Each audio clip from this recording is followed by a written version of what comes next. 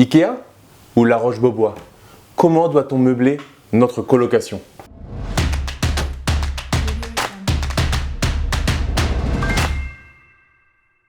Yo l'esprit gagnant, c'est Damien et bienvenue sur cette nouvelle vidéo. Si c'est ta première fois sur la chaîne, je te recommande fortement de cliquer sur le bouton s'abonner ainsi que sur la cloche pour recevoir mes pépites sur l'investissement immobilier.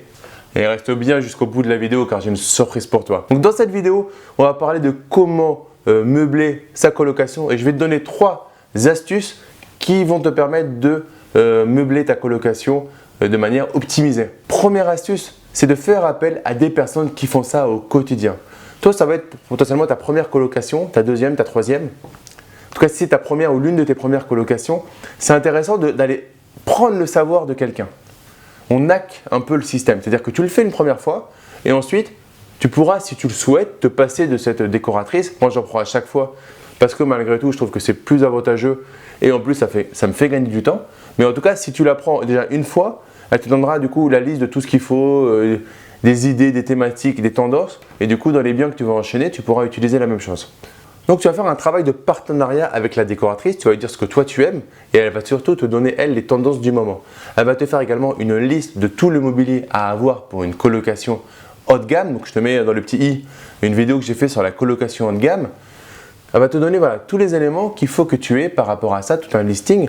Et ensuite, il y a 2 possibilités, soit elle achète, soit tu l'achètes. On verra dans l'astuce numéro 2 ou l'astuce numéro 3 ce point-là. Mais avec la décoratrice, tu vas du coup voir ce que toi tu veux. Elle va te dire, ok, alors ça c'est bien Damien, mais c'était bien en fait en 1980. Là, on est plutôt en 2020 et je pense que tu es un peu has-been pour le moment. Ce qui peut arriver, on peut avoir des goûts qui sont… moi, j'ai plus 20 ans malheureusement.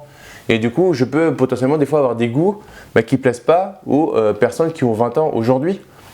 Tu vois, il y a des choses, par exemple, on ne met plus de télé dans chaque chambre.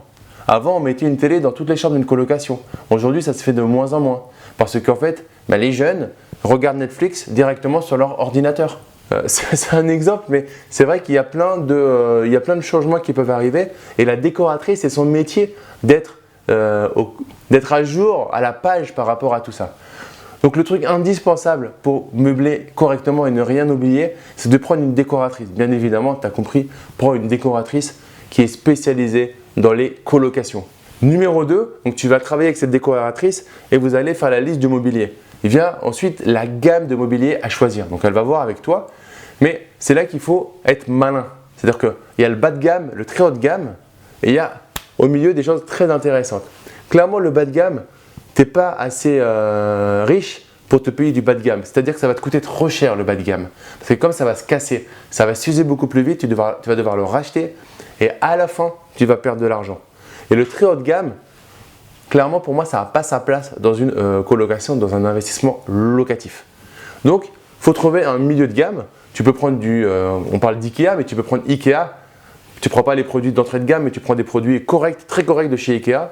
Et ça va donner un rendu qui est très très sympathique pour une colocation et les gens vont plutôt kiffer. Peut-être pas le fauteuil, mais au niveau de la cuisine, tu prends une cuisine Ikea bien faite, bien designée avec ta décoratrice et ça sera vraiment au top.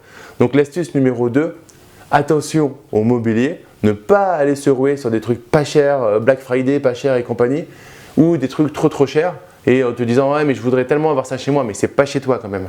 Donc prends des choses, un juste milieu par rapport à ça. Et numéro 3, tente si c'est possible de ne pas payer le mobilier directement avec ta trésorerie. Ta trésorerie, elle est très importante. Si aujourd'hui tu as un projet immobilier où on te permet de faire financer tes frais de notaire et tes travaux, essaye de ne pas prendre ta trésorerie pour ton mobilier. Ta trésorerie, il faut qu'elle reste le plus longtemps possible avec toi pour la mener comme une carotte au niveau des banques. Donc, regarde avec ton artisan. Regarde avec ta décoratrice s'ils peuvent gonfler d'une certaine manière leurs factures, mais c'est tout à fait légal. En fait, c'est eux qui vont acheter pour toi le mobilier, l'électroménager, etc. Et toi ensuite, tu leur règles une facture, ce qui fait qu'au niveau de la banque, il n'y aura aucun problème pour te faire financer cette partie-là parce qu'elle sera en fait rentrée dans une prestation de décoration ou dans une prestation de travaux. Et ça fait que tu vas limiter l'apport que tu vas faire, tu vas garder la trésorerie. Et n'oublie pas que l'argent est roi, donc plus tu en as et plus tu vas maîtriser ta relation avec tes différents partenaires, vendeurs, agents immobiliers, notaires, banques. Voilà. Dès que tu peux montrer que tu as des liquidités, tu vas mieux négocier avec le vendeur, avec l'agent immobilier, avec la banque, le notaire sera à l'aise. Donc garde un maximum de temps la trésorerie pour toi. S'il faut en mettre, on en met, mais clairement l'immobilier, il y a des astuces pour ne pas le mettre directement. Si pour toi ça t'a paru un peu flou cette dernière astuce, n'hésite pas à me mettre en commentaire tes questions et j'y répondrai avec un grand plaisir. Donc on résume. Astuce numéro 1, prendre une décoratrice. Astuce numéro 2, en partenariat avec elle, trouver le juste milieu de ton mobilier pour ne pas le payer trop pas cher et bas de gamme et trop haut de gamme, mais le juste milieu pour que ça soit robuste, design et que ça ne te coûte pas non plus un bras. Et l'astuce numéro 3, tenter de ne pas avoir à financer le mobilier en intégrant ça à la prestation de la décoratrice ou de ton entrepreneur.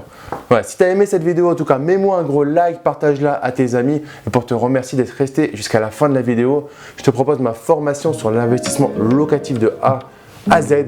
Le lien se trouve dans la description de la vidéo. Tu mets juste ton prénom et ton email et je te l'envoie immédiatement.